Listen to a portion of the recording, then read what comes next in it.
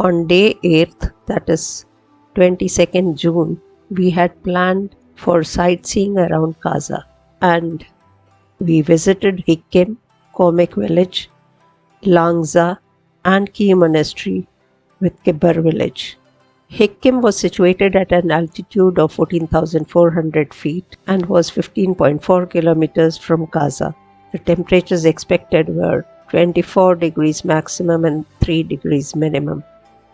Comic stood at an altitude of 15,500 feet, was 4 kilometers away from Hikkim, and temperatures were 23 and 2 degrees centigrade.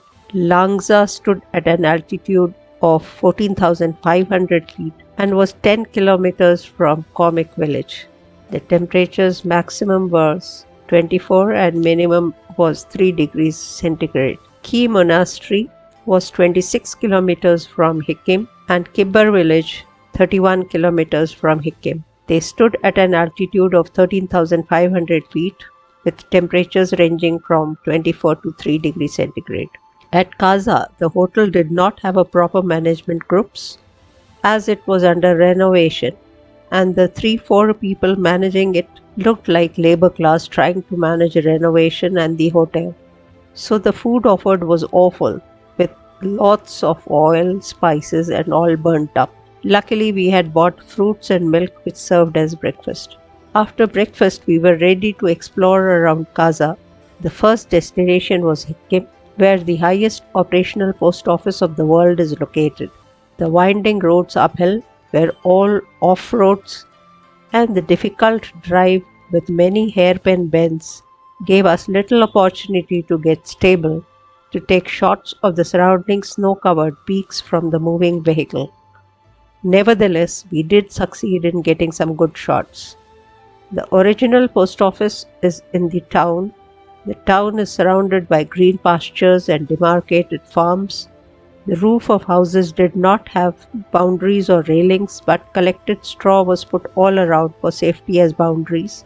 The new post office had come up at a height away from the village, and tourists were incessantly pouring in here and clicking to get their best shots of posting picture postcards back home. They were being sold in the premises. I too couldn't help getting clicked posting a postcard. So then we proceeded to our tempo traveler after spending some time there, and we were off to Comic. Surrounded by snowbound mountains and majestic valleys, Comic village is the highest village in the world, connected by a motorable road. This area is completely cut off from the rest of the country due to the heavy snowfall during the winters, and the local residents store enough food to last the winter season as they avoid getting out of their houses at this time. They use the time in making handicrafts like carpet, shawls, cap, jackets, paintings, etc. There was a monastery and the highest restaurant in the world located in Comic which served hot tea, and in that cold remote area we were obliged by the service. Comic village in Himachal Pradesh has reportedly vaccinated 100% of its population over the age of 44 years of age. We retracted the path to Hikkim from here to proceed towards Langza. Langza has a 1,000-year-old golden-colored Buddha statue surrounded by a beautiful landscape of snow-covered peaks and valleys all around, giving it a 360-degree beautiful panoramic view to the tourists. The statue overlooks the valley and seems to be blessing and protecting the valley below. Towards its back is the Chow Chow Kang Nelda Peak, forming the backdrop of the village. Some of the group members went into the village and saw that all the inhabitants were busy seeing the sky TV. Langza is said to have emerged from Tethys Sea millions of years ago, and fossils of marine plants and animals have been found here. We clicked some photographs of the captivating beauty that existed all around and moved towards our tempo traveler to proceed towards Key Monastery. All through Hikkim, Comic and Langza, I had been looking for children but did not succeed, as I wanted to take some photographs of the children as I found them cute. Had brought some drawing books and chocolates for them, for I wanted to capture some candid shots of emotions. Our driver said that probably I would succeed in meeting some in Key Monastery, as he had seen children playing often at the base of the monastery. As we approached the monastery, it was seen beautifully perched atop of a cliff, standing tall against the deep blue sky. To my dismay, there were no children but young adults playing volleyball at the monastery, and I did click some shots. The murals at the monastery were beautiful, and prayers were going on in a hall by monks who directed us to circle the deity through sign language. There were numerous rooms for the monks. As we climbed up to the topmost story, a monk offered us green sweetened lemon tea. We asked him if they had children in the monastery, and he too pointed at the ones playing downstairs. I then asked a straight question about the age at which monks joined the monastery, and the reply was 4 years. I inquired if I could meet them. He asked for the purpose, and I told him about my wish. He said that they would come in the evening, and if I believed him, could hand over the items, and he will distribute it amongst the children. I had no reason to disbelieve, so I handed over everything, satisfied that the children would get it, but regretted me missing a chance to click their smiles, joy, and inquisitive eyes. We then returned to Casa to have lunch in the same fairly chic restaurant, as all wished to try the yogi's bowl, which had boiled rice, plenty of baked vegetables, and baked mashed potato, with cheese and ginger ale for drinks. It was shopping time now, and we went about the market, buying some caps, foot warmers, woolen socks, fruits, bread and milk for breakfast the next day, for we had to move by 7:30 the next morning, and we knew we would not be served breakfast by the naive and clumsy staff. Went to bed thinking if I was a traveler or a tourist, and I leave it to you to make the judgment, for my thirst for discovering all that Spiti had to offer was not satire, and the thirst had only increased, but must admit that a sense of fulfillment did dawn. On day 9th, that is 23rd June, we were supposed to move to Chandratal from Gaza via Chicham Bridge and Kunzum Pass. Chandratal was at an altitude of 14,100 feet, while Chicham Bridge was at an altitude of 13,596 feet, and Kunjum Pass at 15,100 feet. The total distance that we were required to cover was 100 kilometers, 75 kilometers to Kunjum Pass, and the driving time was about 5 to 7 hours. The temperatures expected were 15 degrees during the daytime and -4 during the night time. We boarded our tempo traveler and moved to a camp at Chandratal along Spiti, and then Chandra River at the base of Chandra Bhaga ranges. On the way, passing the Chicham Bridge, the bridge was at a staggering height of 13,596 feet, and it connected two villages named Chicham and Kibber. Chicham Bridge was constructed over a course of 15 years and was inaugurated in 2017. It costed a whopping 485.50 lakh rupees to get the bridge constructed. It is built over a gorge which houses a tributary to Spiti River. This bridge cuts down the journey from Kibber to Losar by 40 kilometers. We stopped here to have a look around and get ourselves clicked with the bridge providing the backdrop. I tried my hand at trick photography here, and my friends obliged me with the wonderful poses as each one was enjoying being part of the mischief.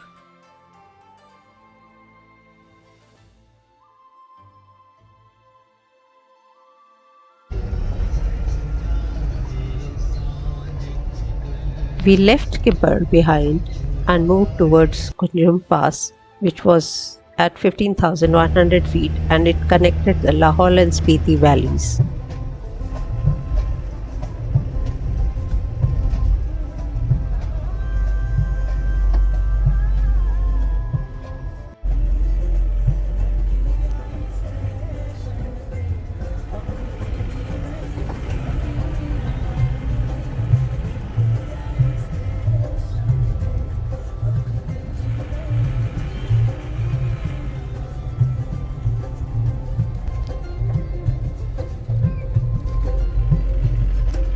We stopped at Losar for a cup of tea and were in awe of how comfortably people lived with Meager meals. A young kid of the owner of the restaurant, the lady was running the restaurant. The young lad was listening to Nanna Munna Rahi Hu Desh Ka Sipahi Hu on mobile, and his intent of protecting the country was obvious by the gun he seemed to be carrying made of a straw. I offered him apples, which he willingly accepted, saluted his mother, and took her permission to share the video of the young would be soldier. I did forward the video to her too on her request.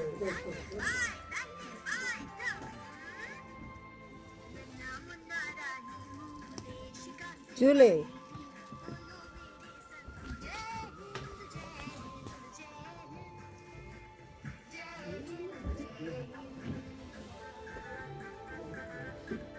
Julie. Oh. Oh.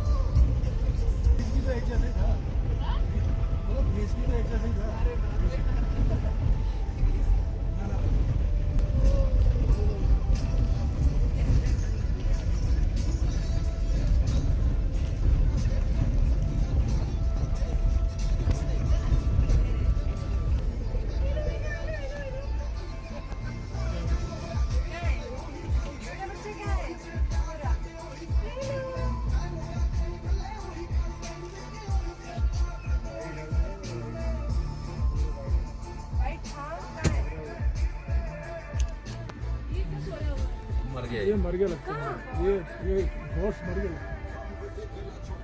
हिल नहीं रहा ना उसकी सांस नहीं चल रही है last में बीच में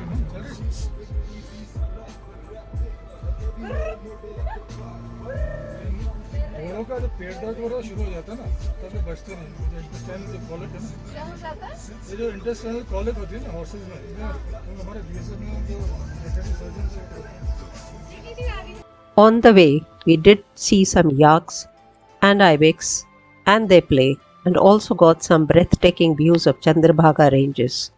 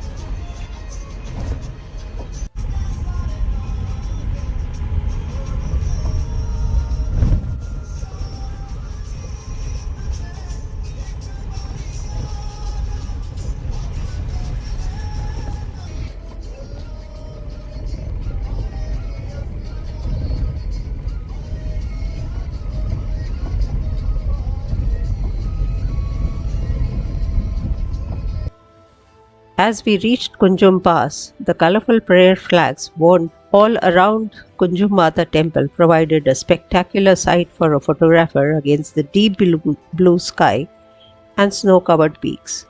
Everyone got busy clicking selfies, and I too clicked the beauty all around with my ears open to all the stories that were being narrated about the place by the tourists around.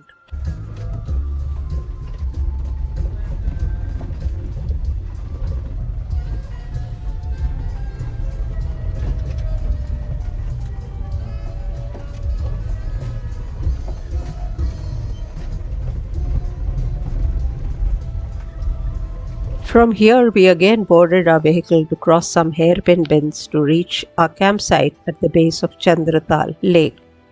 We checked into our tents and immediately left for the lake. The vehicles were stopped quite a distance away and we had to trek about 1.5 kilometers to view the deep blue Chandratal Lake. I was helped by the youngsters of the group by opting to carry my purse as I had a heavy camera too. I did manage to click the bearded vulture and the bronze mountain finch even though my reflexes had gone slow. Tired me had missed 2 nights of sleep, so sat down by the lake and decided to make a time lapse if others opted to go round the lake. The look at the lake brought peace to my soul. I sat down to rest and capture in the beauty in my eyes, mind, and camera.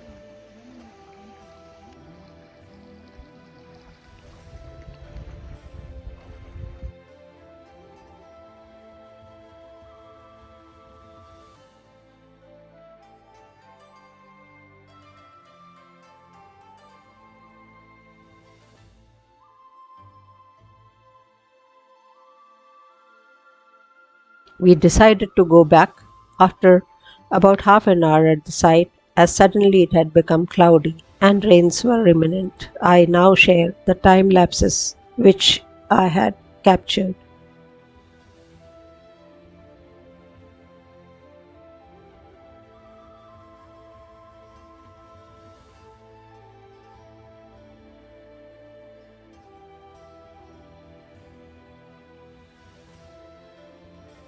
Before leaving, we did check out all around us for any trash that we had spilled, and we remembered the famous saying, "Take nothing but pictures and leave nothing but footprints." Some of us did go around the lake to view the beautiful meadows on the other side, but I decided to stay put. I was again helped by the Colonel doctor couple who offered to carry my bag back as I trudged back slowly to the tempo traveler, both slowing their pace to accompany me. All were tired and wanted to have a cup of hot tea to fight the cold. As there was no electrical supply in the tents and it was dark inside, we all gathered in the dining area and ordered tea and pakoras. The light was only supplied from 8 to 10 p.m. as there was no electricity in the area, and the tents were managed by solar power. Many young tourists were there inside the dining area, and we all played Antakshari by singing Bollywood songs in chorus as we waited for the tea and the pakoras. We then went to our tents to take some rest as soon as the lights were on. Dinner was served at 9 p.m. and consisted of tasty rajma chawal. As the others went to sleep, I wanted to try my hand at astral photography for the first time. I set up my camera on the tripod and took a few shots to judge the exposures and adjust the settings, and waited till 10 p.m. when the lights would go off to take the final shot. I succeeded in catching the stars but not the galaxy. Actually, part of the galaxy was captured, not the complete, as from the premises the angle to shoot was not appropriate and would have to go more than a kilometer out of the premises to get the right angle, which was not possible. Had a good sleep after 2 sleepless nights at the camp, with 2 quilts as the temperature dipped down to -4 during the night. On day 10th, that is 24th June, we were supposed to move from Chandratal to Manali, descending to an altitude of 6,730 feet from an altitude of more than 14,000 feet. So the temperatures were warmer here, 25 degrees during the daytime and 18 degrees during the night time. The distance between Chandratal to Manali via Atal Tunnel was 100 kilometers. So I got up early at Chandratal after a good night's sleep and came to know that there was no water in the taps, as the water had frozen because the temperatures during the night hours had gone to -4 degrees centigrade. I had filled a thermos with hot water for the night and used it for morning course. As I came out, I noticed that the tents were covered with a thin film of snow. The mesmerizing mountain peaks against the dark blue sky, the colorful tents, and the multicolored prayer flags caught my eyes as I was moving towards the dining hall for warm water to take my medicines. I was refused for water and told that I would get it only at 7 a.m. But after some pestering got a glass of water as I told him it was for taking my medicines. After finishing my packing and taking my medicines, I got out of the tent to capture the beauty that existed all around and took some shots and videos of the snow-covered mountains all around. The drivers had started their vehicles for the fear that they would not start when we were supposed to move.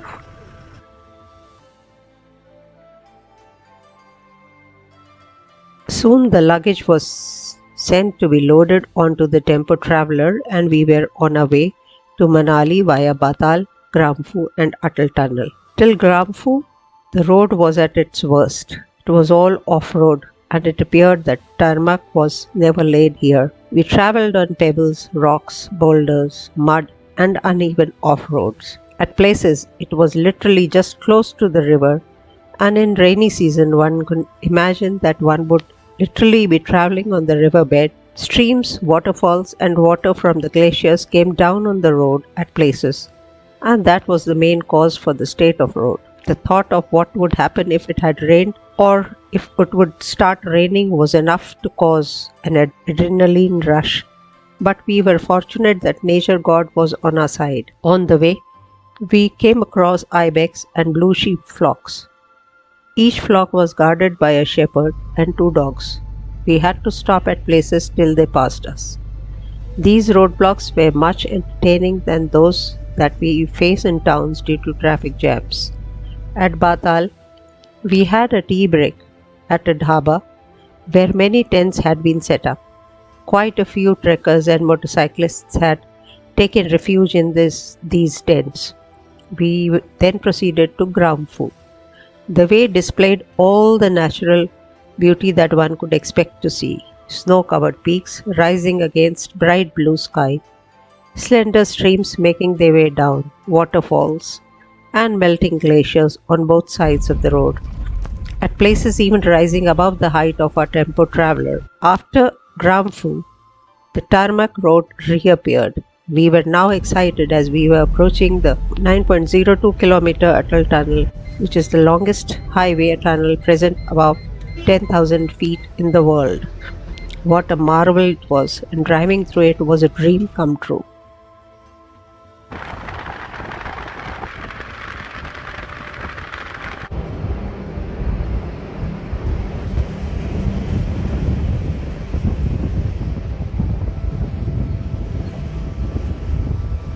On coming out of Atal Tunnel, we were greeted by the Pir Panjal range, and the sudden change in landscape from cold desert to carpeted green mountains at the base and snow at the top with pine trees reappearing gave a soothing feel. We proceeded to our hotel on a hilltop which had a wonderful view of Pir Panjal range and had apple orchards all around. In the evening, the group went down to the Manali market, which was very crowded like any other market of the towns and did not appear to be a tourist place. I felt suffocated and was irked by my own wrong decision to come down after the soothing heavenly travel of Lahore Spiti. Soon we were back and I was busy taking long exposure shots of Manali all lit up against Pir Panjal range. Retired early to get up early, as had planned to make a time lapse of Manali as the sun rose to push the darkness away, exposing the snow-covered peaks and the city at the base of the range. Travel definitely is an investment into yourself, and it was coming to an end as we would be leaving for Chandigarh the next morning. It was a bit uneasy, but the joy of returning home soon made me overcome it. So as decided, the next morning at Manali I got up early to make a time lapse. The sun rays gradually lit up the Pir Panjal and then gradually the Manali city.